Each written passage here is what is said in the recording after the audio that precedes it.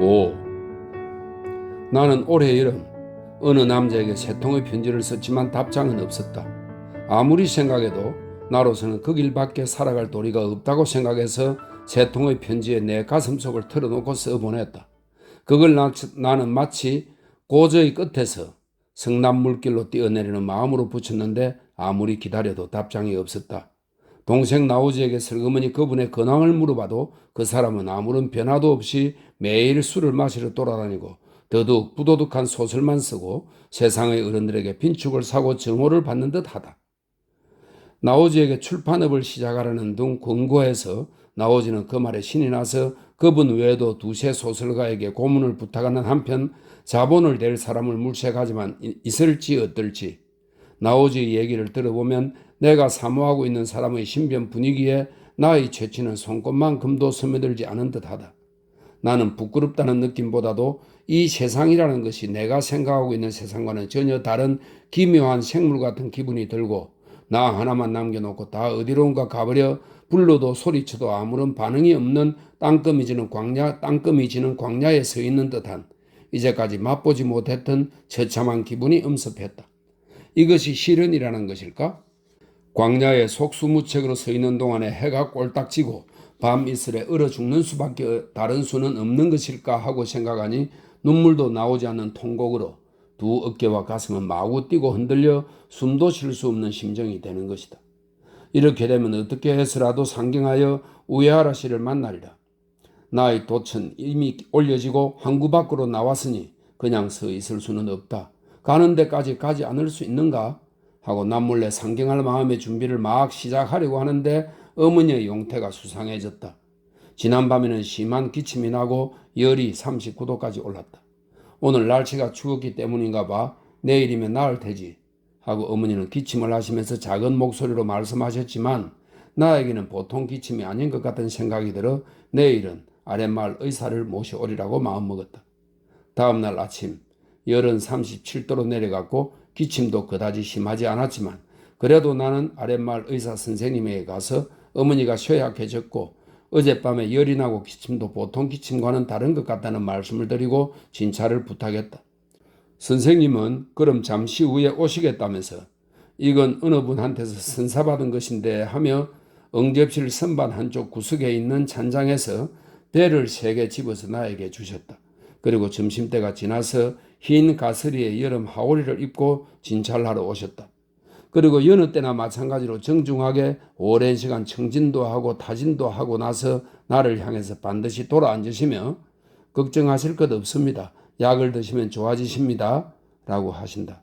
나는 묘하게 웃은 것을 참으며 주사는 어떨까요? 하고 물으니까 진지한 표정으로 그럴 필요는 없을 겁니다. 감기가 드셨으니 안정하고 계시면 곧 감기 기운이 빠질 겁니다. 라고 하셨다.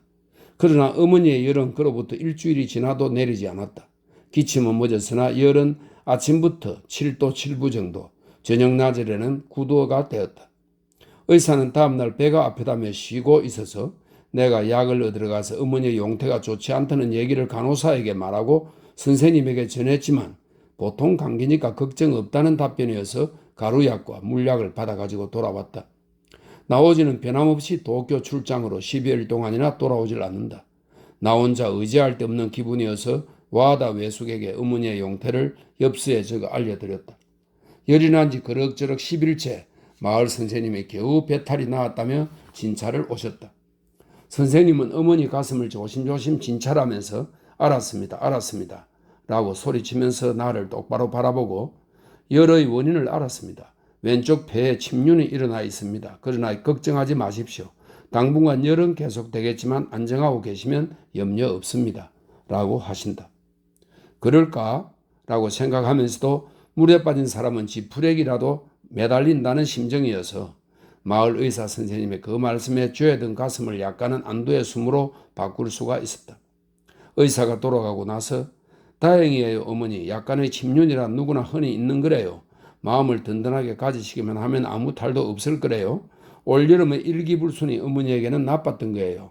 여름은 싫어요. 가졌고는 여름 꽃도 싫어요. 어머니는 눈을 감고 웃으시며 여름 꽃을 좋아하는 사람은 여름에 죽는다기에 나도 올여름엔 죽나 보다 했더니 나오지가 돌아온 일 때문에 가을까지 살고 말았다.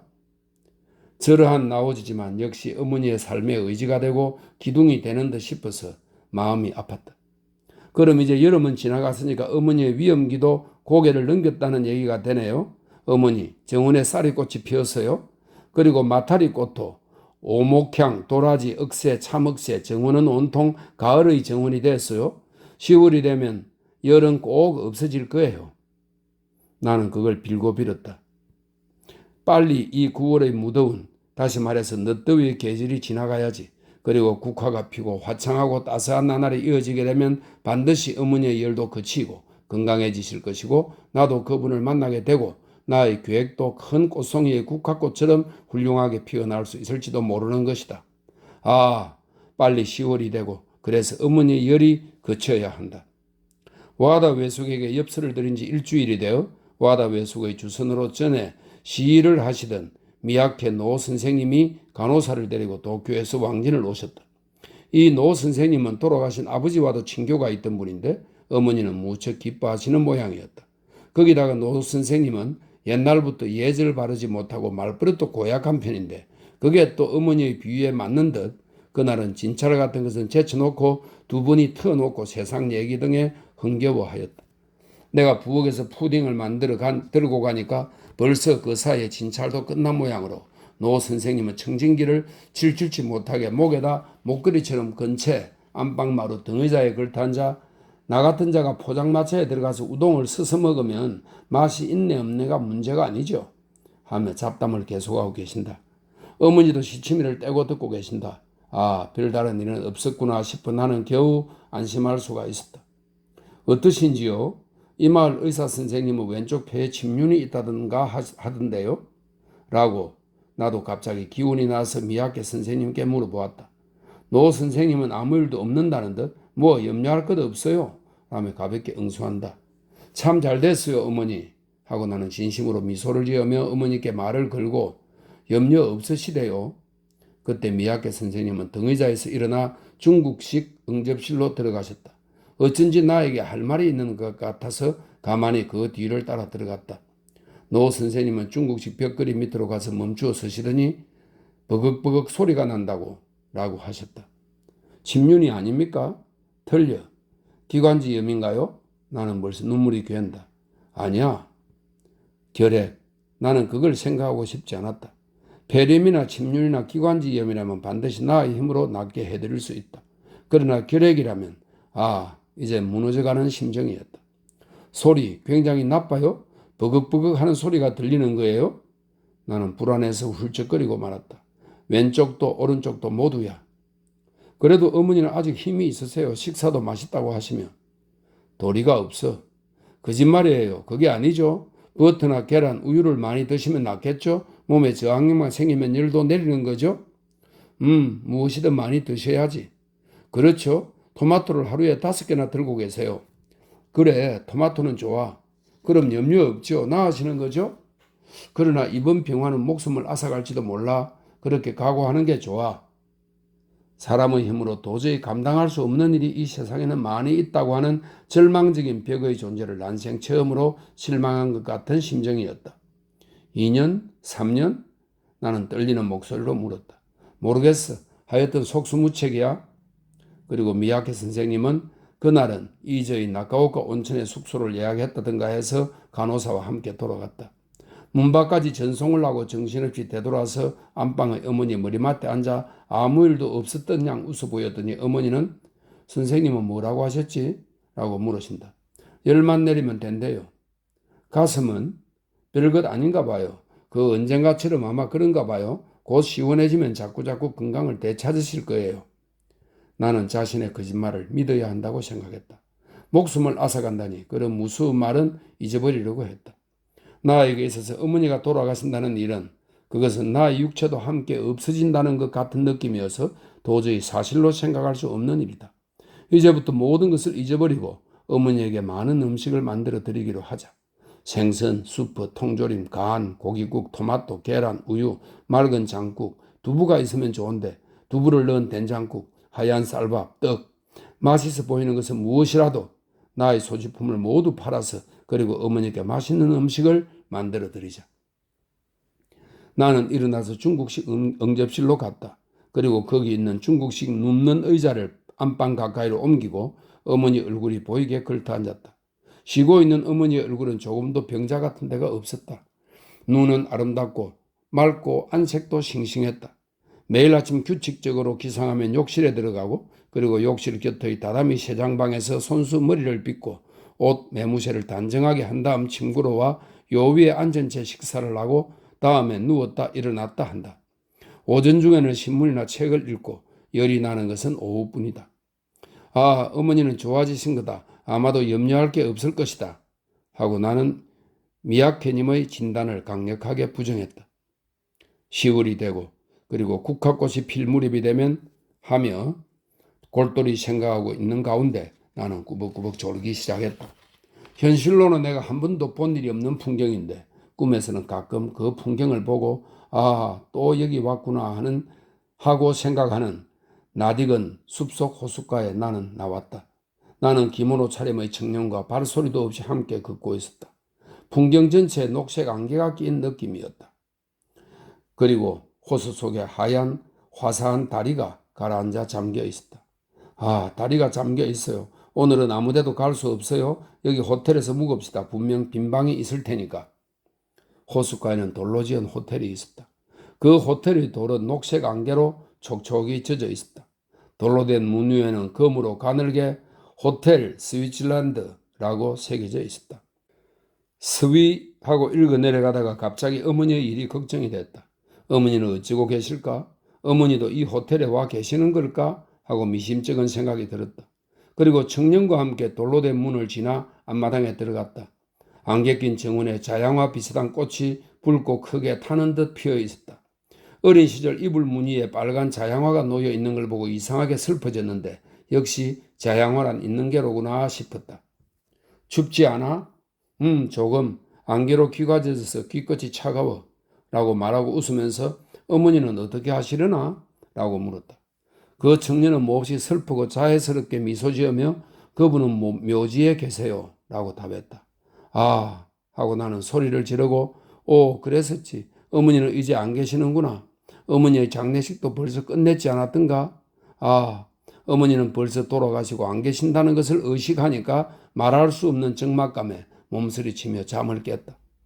베란다는 이미 어둑어둑했다. 비가 오고 있었다. 녹색의 적막감은 꿈 그대로 주위에 가득 깔려 있었다. 어머니 하고 내가 불렀다. 조용한 목소리로 뭐하고 있지? 라는 대답이 있었다. 나는 기쁨에 벅차서 안방으로 달려가 지금 낮잠 자고 있었어요. 그래, 뭘 하고 있을까 생각했지. 낮잠을 그리도 오래 자나? 하고 재미있다는 듯 웃으셨다. 나는 어머니가 이렇게 우아하게 살아계신다는 일이 너무도 기뻐 고마움에 눈시울이 적셔진다. 저녁 식단은 드시고 싶은 게 있으세요? 나는 조금 떠들썩하게 말했다. 됐어. 아무것도 싫어. 오늘은 9도 5분으로 열이 올라서 갑자기 나는 내동댕이 쳐진 것처럼 맥이 빠졌다. 그리고 어찌해야 좋을지 몰라서 어두컴컴한 방을 휘둘러 보며 문득 죽고 싶어졌다. 어찌된 일일까? 9도 5분이라니. 괜찮아. 그저 열이 나기 직전이 견딜 수 없어. 머리가 좀 아프고 한기가 들고 그리고 나서 열이 올라. 밖은 벌써 어두워지고 비는 갠 듯 바람이 불고 있었다. 전등을 켜고 식당으로 가려는데 어머니가 눈이 부시니까 켜지 말아요 라고 하신다. 어두운 데서 가만히 누워 계시는 것이 싫으시죠? 라고 선체로 물으니까 눈을 감고 누워 있으니까 마찬가지예요. 조금도 쓸쓸하지 않아. 오히려 눈이 부신 게 싫어요. 앞으로 안방에는 불을 켜지 말아줘 라고 하신다. 나는 그것도 또 불길한 느낌이어서 말없이 불을 끄고 옆방으로 가서 거기에 있는 스탠드에 불을 켰다. 그리고 견딜 수 없이 고석해서 서둘러 식당에 가서 통조림 연어를 찬밥에 얹어 먹고 있노라니 눈물이 방울져 흘렀다. 바람은 밤이 되면서 기승을 부리고 9시경부터는 비도 섞여서 진짜 폭풍우가 되었다. 2, 3일 전에 걷어올린 마루 끝의 발이 문에 부딪히는 소리를 들으며 나는 안방 옆방에서 로자 룩셈부르크의 경제학 입문을 기묘한 흥분을 느끼면서 읽고 있었다. 이것은 내가 일전에 2층 나오지의 방에서 가져온 것으로 그때 이 책과 함께 레닌 선집 그리고 카우츠키의 사회혁명 등도 무단으로 빌려다가 내 책상 위에 놓아두었는데 어머니가 세수하고 들어와 그 책 세 권을 보고 한 권 한 권 들어서 바라보더니 조그맣게 한숨을 쉬시며 도로 책상 위에 놓고 쓸쓸한 표정으로 나를 힐끗 보았다. 그러나 그 눈길은 깊은 슬픔에 가득 차 있었으나 결코 거부나 혐오의 그것은 아니었다. 어머니를 읽는 책은 위고, 뒤마 부자, 메세, 도대 등인데 나는 그들의 감미로운 얘기 속에도 혁명의 냄새가 있다는 것을 알고 있다. 어머니와 같이 천성적인 교양이라면 이상하지만 그런 것을 가진 분은 의외로 아무렇지도 않게 당년지사처럼 혁명을 맞이할 수가 있을지도 모른다. 나도 이렇게 룩셈부르크의 책을 읽으면서 자신을 아니꼽게 생각하는 일도 없지 않았지만 그러나 또 역시 나는 내 나름대로의 깊은 흥미를 느끼는 것이다. 여기 씌어 있는 것은 경제학이라고 되어 있으나 경제학이라고 생각하고 읽으면 실로 하잘것없는 것이었다. 정말 단순하고 누구나 다 알고 있는 것뿐이다. 아니, 혹시 나에게는 경제학이라는 것이 전혀 이해되지 않는지도 모른다. 하여튼 이 책이 나에게는 하나도 재미가 없다. 인간이란 인색한 것이고 그리고 영원히 인색할 것이라는 전제가 없으면 전혀 성립되지 않는 학문이다. 인색하지 않은 사람에게 있어서는 분배의 문제나 기타 문제에도 아무런 흥미가 없는 일이다. 그런데도 나는 이 책을 읽고 또 다른 곳에서 기묘한 흥분을 느낀다. 그것은 이 책의 저자가 아무런 주저도 없이 한쪽으로부터 모조리 옛날부터 내려오는 사상을 파괴해 나가는 저돌적인 용기이다. 아무리 도덕에 어긋나도 사랑하는 사람 곁으로 새침하게 주저하지 않고 달려가는 유부녀의 모습조차 상상할 수가 있다. 파괴 사상, 파괴는 불쌍하고 슬프고 그리고 아름다운 것이다.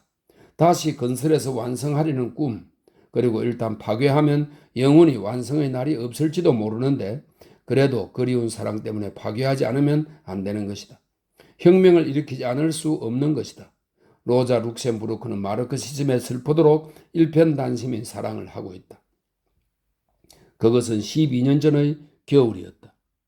너는 시라시나 일기는 소녀 시절의 꿈이 깨지고 회한에 찬 생애를 회상한 해이한 시대의 일기 문학입니다. 시라시나 일기 속의 소녀 같구나. 이제 무슨 소리를 해도 소용없어. 이렇게 말하고 나에게서 떠난 친구.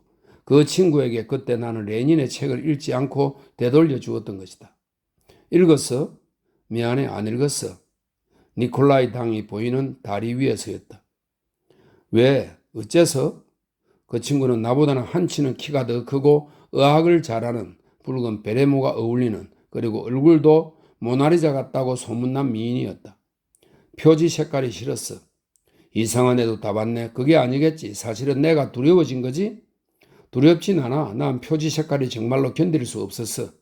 그래? 하고 고적하게 말하고 그리고 나를 시라시나 일기에 견주고 그리고 무슨 소리를 해도 소용없다고 단정해버렸다. 우리들은 잠시 동안 겨울 강을 내려다보고 있었다. 안녕.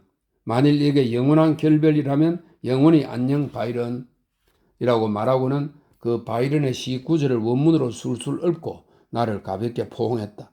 나는 부끄러워서 미안해 용서해 줘 라며 자그맣게 사과하고 오차노미즈 역 방향으로 걸어가다가 돌아다 보니 그 친구는 역시 다리 위에 선 채로 움직이지 않고 나를 지켜보고 있었다. 그 후 나는 그 친구를 만나지 못했다. 같은 외국인 교사에게 배웠지만 학교가 달랐기 때문이다. 그로부터 12년이 지났으나 나는 역시 시라시나 일기에서 한 발도 진보하지 못했다. 도대체 나는 그동안 뭘 했단 말인가? 혁명을 동경한 일도 없었고 연애조차 몰랐다. 지금까지의 세상 어른들은 이 혁명과 연애 두 가지를 가장 어리석고 기피해야 할 것이라고 우리들에게 가르쳤고 전쟁 전에도 전쟁 중에도 우리들은 그걸 믿고 있었다. 그러나 패전 후 우리들은 세상의 어른들을 신뢰하지 않게 되었고 무엇이건 그들이 하는 말의 반대쪽에 진실로 살아갈 길이 있는 것 같아서 혁명도 연애도 실은 이 세상에서 가장 좋은 것이며 맛이 좋은 너무도 좋은 일이기 때문에 어른들은 심술궂게 우리들에게 설익은 포도라고 거짓말을 해서 가르치고 있었음에 틀림없다고 생각하게 되었다.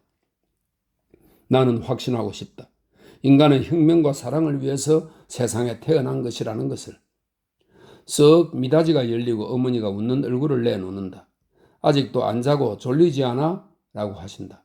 책상 위의 시계가 12시를 가리치고 있었다. 네, 졸리지 않아요. 사회주의의 책을 읽다 보니까 그만 흥분해 버렸어요. 그래? 술 없어? 그럴 때 술을 마시면 잠이 잘 와. 라고 놀리듯이 말씀하셨지만 그 태도에는 어딘지 데카단과 종이 한 장 차이에 요염함이 있었다. 얼마 후 10월이 되었으나 활짝 깬 가을 하늘은 보이지 않고 장마철 같은 지분지분한 무더운 날이 계속되었다. 그리고 어머니의 신열은 매일 오후가 되면 38도에서 39도를 오르내렸다. 그런데 어느 날 아침 무서운 현실을 나는 보았다. 어머니의 손이 부어 있는 것이다.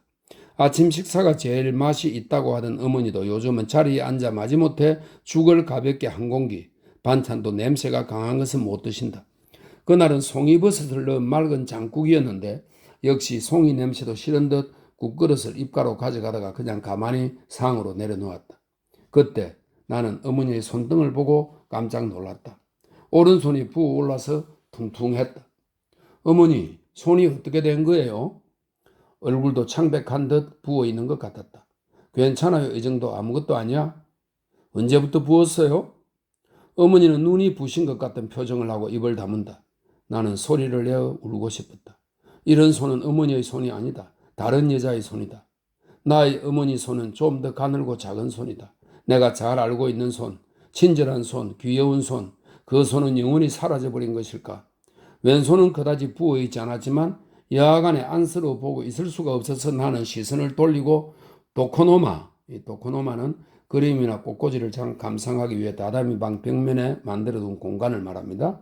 도코노마의 장식에 놓은 꽃바구니를 노려보았다. 눈물이 마구 쏟아질 것 같아서 견딜 수 없이 후딱 일어나서 식당에 갔더니 나오지가 혼자서 계란 반숙을 먹고 있었다.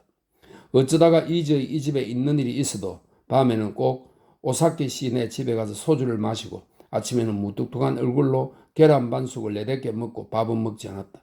그리고 나면 2층에 올라가서 눕거나 한다. 어머니의 손이 부어서 라고 나오지에게 말은 걸었지만 말이 이어지지 않고 고개를 숙인 채 어깨가 덜먹거려졌다. 나오지는 아무 말도 하지 않았다. 나는 얼굴을 들고 이젠 끝이야. 넌 몰랐니? 저렇게 부으면 안 돼. 라고 테이블 끝을 붙잡으며 말했다. 나오지도 어두운 표정이 되어서 가까웠군. 그거 채 재미없는 일이 되어버렸어. 난 한 번 더 낫게 해드리고 싶어. 어떻게 해서라도 한 번만 더. 하고 오른손으로 왼손을 쥐어짜며 말했다. 갑자기 나오지가 훌쩍훌쩍 울기 시작하면서 아무것도 좋은 일은 없잖아. 우리에겐 아무것도 좋은 일이라고는 없지 않느냐 말이야. 라며 주먹으로 마구 눈을 부벼댔다. 그날 나오지는 와다 외숙에게 어머니의 용태를 알리고 앞으로 일의 지휘를 받으러 상경하고 나는 어머니 곁을 떠나기만 하면 울었다.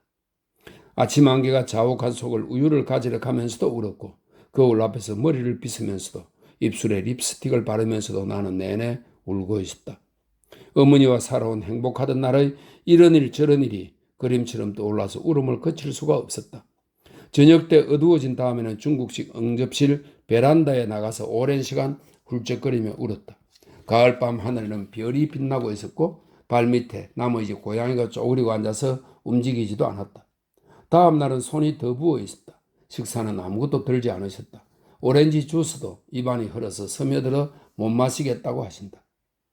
어머니, 나오지가 말하던 마스크를 하시면 이라고 웃으면서 말하려고 생각했는데 도중에 서글퍼져서 그만 울음이 터지고 말았다. 매일 바빠서 힘이 들 게야 간호사를 부탁해 라고 조용히 말씀하셨는데 자신의 병환보다도 가족코를 걱정해 주시는 심정을 생각하고 더더욱 슬퍼져 일어서서 달려나와 욕실 곁방에 들어가서 실컷 울었다. 점심때가 조금 지나서 나오지가 미야케님과 간호사 2사람을 데리고 왔다. 언제나 농담만 잘하시는 미야케 노 선생도 이때는 화가 난 것처럼 몸짓을 하며 대뜸 병실로 들어가 곧 진찰을 시작하셨다. 그리고 누구에게 말하는 것인지 쇠약해지셨군요. 라고 한마디 나지막하게 말씀하시고는 주사를 놓아주셨다. 선생님 숙소는? 어머니가 헛소리하듯 말씀하신다. 또 나가오카입니다. 예약해 두었으니 염려 없어요. 남의 일 걱정 마시고 좀 더 잡수시고 싶은 거 달라고 해서 많이 잡수셔야죠. 영양을 취하면 좋아집니다. 내일 또 오겠어요. 간호사 한 사람 두고 갑니다. 심부름 시키세요. 노 선생은 병상에 계시는 어머니께 커다란 소리로 그렇게 말하고 나오지에게 눈짓을 하고는 일어섰다. 선생님과 간호사를 전송하고 잠시 후 돌아온 나오지의 얼굴은 울음이 터질 듯 일그러져 있었다. 우리들은 살짝 병실에서 나와서 식당으로 갔다. 희망이 없다지? 그렇지? 재미없어 하고 나오지는 입을 일그러뜨리며 웃어 보이고 쇠약이 지독하게 빨리 온 모양이야. 오늘 내일이라도 알 수 없다고 말했어. 라고 말하는 나오지의 눈에서 눈물이 쏟아졌다.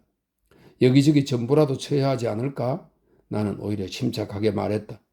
그것도 외숙에게 상의했지만 외숙은 지금 그렇게 사람을 불러 모으는 시대가 아니라고 말했어. 와준다 해도 이렇게 좁은 집에서 오히려 신뢰가 되고 가까운 곳에 제대로 된 여관도 없고 나고가 온천에도 방을 몇 개씩 예약할 형편도 되지 않아. 결국 우리는 가난해서 그런 높은 분들을 불러올 힘이 없다는 뜻이야. 외숙은 곧 뒤따라 오겠지만 그치는 옛날부터 인색에서 의지가 되지 않아. 어젯밤에도 마마의 병환은 제쳐놓고 마구 나에게 설교하는 거야. 인색한 지에게 설교받고 각성했다는 사람은 동수고금에 걸쳐서 한 사람도 있었던 예가 없어. 오누이지만 마음하고 그치하고는 하늘과 땅만큼 차이가 있어. 정말 싫어. 그렇지만 나야 어찌되건 너는 지금부터 외숙에게 의지해야 할 것 아니야. 천만의 말씀이야. 차라리 거지가 되는 게 낫지. 누나야말로 외숙에게 매달리시지. 나에겐 눈물이 쏟아진다. 나에겐 갈 곳이 있어. 결혼? 결정되어 있는 거야? 아, 아니. 자활? 일하는 여성? 그만둬. 자활도 아니야. 난 혁명가가 되는 거야. 해? 나오지는 이상한 표정으로 나를 보았다. 그때 미학계 선생님이 데리고 온 간호사가 나를 부르러 왔다. 마님께서 무언가 말씀이 있으신 것 같아요? 급히 병실로 가서 이불 곁에 앉으며 뭐예요? 라고 얼굴을 대며 물었다. 그러나 어머니는 무슨 말을 하고 싶은 듯 하면서도 잠자고 있다. 물 드릴까요? 라고 또 물었다. 약간 고개를 흔들고 잠시 후 작은 목소리로 꿈을 꾸었어 라고 하셨다. 그래요? 무슨 꿈인데? 뱀 꿈이야. 나는 찔끔했다. 마루 앞 대둘 위에 붉은 줄무늬가 있는 암놈 뱀이 있을 거야. 가봐. 나는 온몸이 차가워지는 느낌으로 후딱 일어나서 마루로 나가 대돌 위를 유리를 통해서 내려다봤다. 대돌 위에 뱀이 가을 햇빛을 받으며 길게 누워 있었다. 나는 아찔하고 현기증이 났다. 나는 늘 알고 있다. 넌 그 무렵보다 늙어 보이고 조금 더 큰 것 같지만 나로 인해서 알을 태우게 된 그 암뱀이다. 너희 복수는 이제 내게 뼈저리게 느꼈으니 이젠 저리로 가거라. 얼른 저쪽으로 가버리란 말이다. 하고 마음속에서 생각하며 그 뱀을 보고 있었지만 그 뱀은 꼼짝도 하지 않았다. 나는 왠지 그걸 간호사에게 알리고 싶지 않았다. 발을 한번 쾅 구르고 나서 없어요. 꿈 같은 건 믿을 수 없어요 어머니. 하고 일부러 필요 이상으로 큰 소리로 말하며 힐끗 대뜰 위를 보니까 뱀은 겨우 몸을 움직여 너릿너릿 돌에서 떨어져 내려갔다. 이젠 끝이다 끝이다 하고 그 뱀을 보니 체념이 비로소 내 마음바닥에서 솟아나왔다. 아버님이 돌아가실 때에도 머리맡에 검은 조그만 뱀이 있었다고 한다. 또 그때 정원의 나무라는 나무에는 모두 뱀이 감겨 있었던 것을 나는 보았다. 어머니는 자리에서 일어나 앉을 기력조차 없는 듯 가물가물 잠드신 것 같아서 이제 몸을 몽땅 간호하는 간호사에게 맡기고 식사는 거의 하지 못하는 상태였다. 뱀을 보고 나서 나는 슬픔의 바닥을 뚫고 나간 마음의 안정이라고나 할까? 그 같은 행복감에 흡사한 마음의 여유가 생겨서 앞으로는 가능한 한 그냥 어머니의 곁에 있어야겠다고 생각했다. 그리고 그 다음 날부터 어머니 머리맡에 꼭 붙어 앉아서 뜨개질 따위를 했다. 나는 뜨개질이나 바느질 같은 것이 남보다 훨씬 빠르기는 하지만 그래도 매끈하게는 못했다. 그래서 언제나 어머니는 그 매끈하지 못한 데를 손수 일일이 가르쳐 주셨다. 그날도 나는 별로 뜨개질을 하고 싶은 것은 아니었지만 어머니 곁에 있기를 자연스럽게 하기 위해서 핑계로 털실 상자를 내어놓고 아무 상념도 없는 채 뜨개질을 시작했던 것이다. 어머니는 내 손놀림을 지켜보고 있더니 가죽코에 양말을 짜는 거니? 그렇다면 8코를 더 늘려야 신을 때 수월해요. 라고 한다. 나는 어린 시절 아무리 가르쳐 주셔도 잘 뜰 수가 없었는데 그때처럼 어리둥절하기도 하고 남부르 부끄럽기도 하고 그 시절이 그립기도 했다. 아, 이젠 어머니에게 배우는 것도 이게 마지막이구나 생각하니 그만 눈물이 솟아나와서 뜨개질하는 털실의 코가 보이지 않게 되어버렸다. 어머니는 이렇게 누워 계실 땐 그다지 고통을 느끼지 않는 듯 했다. 식사는 오늘 아침부터 끊어버렸고 거지에 차를 적셔 가끔 입을 축여 드릴 뿐인데 그래도 의식은 분명하여 때때로 나에게 조용히 말한다. 신문에 폐하의 사진이 나 있던 것 같은데 한번 보여줘. 나는 신문의 그 부분을 어머니 얼굴 위로 보여드렸다. 많이 늙으셨어? 아니에요. 이건 사진이 잘못된 거예요. 일전의 사진은 정말 젊고 명랑하셨어요. 오히려 이런 시대를 기뻐하고 계신 거예요. 왜? 그야 폐하께서도 이번에 해방되셨으니까요. 어머니는 슬픈 듯이 웃고 잠시 후 울고 싶어도 눈물이 나오지 않게 된 거야. 라고 하셨다. 나는 어머니는 지금 행복한 게 아닌가 싶었다. 행복감이란 것은 비애의 강바닥에 가라앉아 희미하게 빛나는 사금 같은 게 아닐지. 슬픔의 극치를 통과해서 기이한 엷은 빛을 보는 심정. 그게 행복감이라고 한다면 폐하도 어머니도 그리고 나도 분명 지금 행복한 것이다. 조용한 가을날 오후 햇빛이 부드러운 가을의 정원. 나는 뜨개질을 그만두고 가슴 높이로 빛나는 바다를 바라보며 어머니, 난 지금까지 정말 철이 없었지요? 라고 하며 좀 더 얘기하고 싶은 일이 있었지만 안방 구석 쪽에서 정맥 주사 준비를 하고 있는 간호사가 듣고 있어서 수치스러운 생각에 얘기를 그만두었다. 지금까지라고? 어머니는 엷은 미소를 지으며 물었다. 그래서 지금은 철이 들었나? 나는 왠지 얼굴이 빨개졌다. 세상이란 알 수 없어 하고 어머니는 얼굴을 돌리며 혼자 말처럼 한다.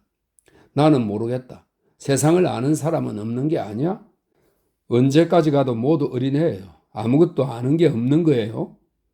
그러나 나는 살아나가야 하는 것이다. 어린애일지라도 어리광만 부리고 있을 수는 없다.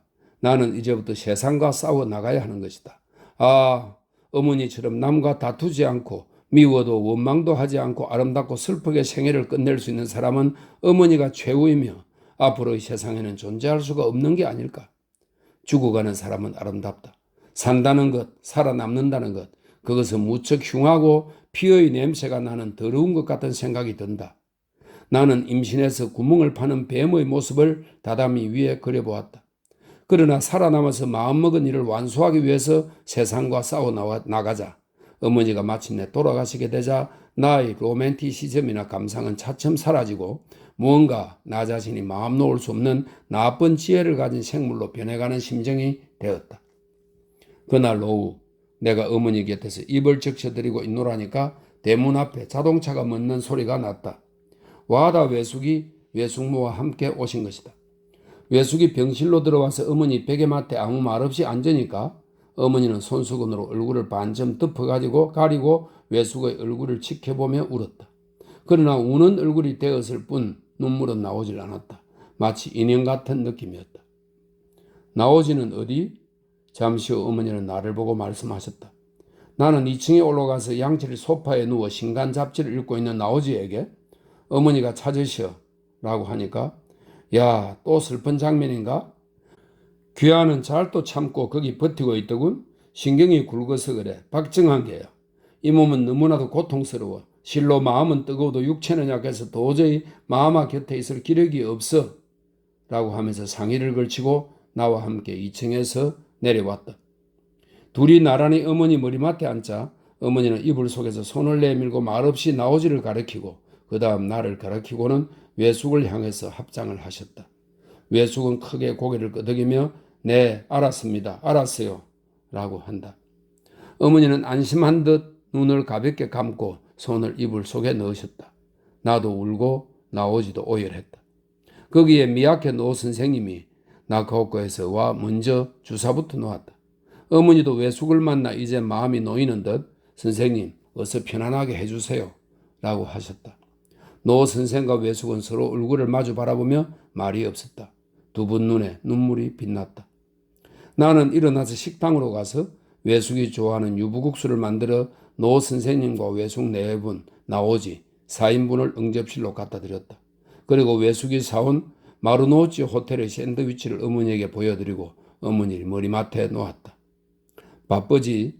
하고 어머니는 작은 목소리로 말씀하셨다.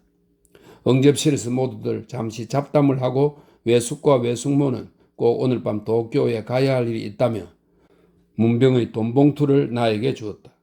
노 선생님도 간호사와 함께 돌아가기로 하고 남아있는 간호사에게 여러 가지 주의사항을 이른 다음 아직은 의식도 있고 심장도 그다지 지친 것 같지 않아 주사로도 4, 5일은 염려 없으리라고.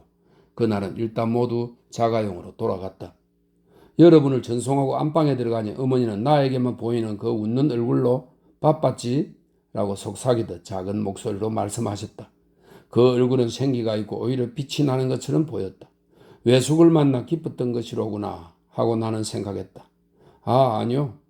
나도 조금은 들뜬 기분이 되어서 활짝 웃었다. 그리고 이것이 어머니와의 마지막 대화였다. 그로부터 3시간쯤 지나서 어머니는 숨을 거두었다. 가을의 조용한 황혼, 간호사에게 맥을 짚게 하고 나오지와 나, 단 2사람의 육친이 지켜보는 가운데 일본의 마지막 귀부인이었던 아름다운 어머니가. 그 얼굴은 거의 변하지 않았다. 아버지 때에는 금방 얼굴색이 변하였는데 어머니의 얼굴색은 조금도 달라지지 않고 호흡만이 끊어졌다.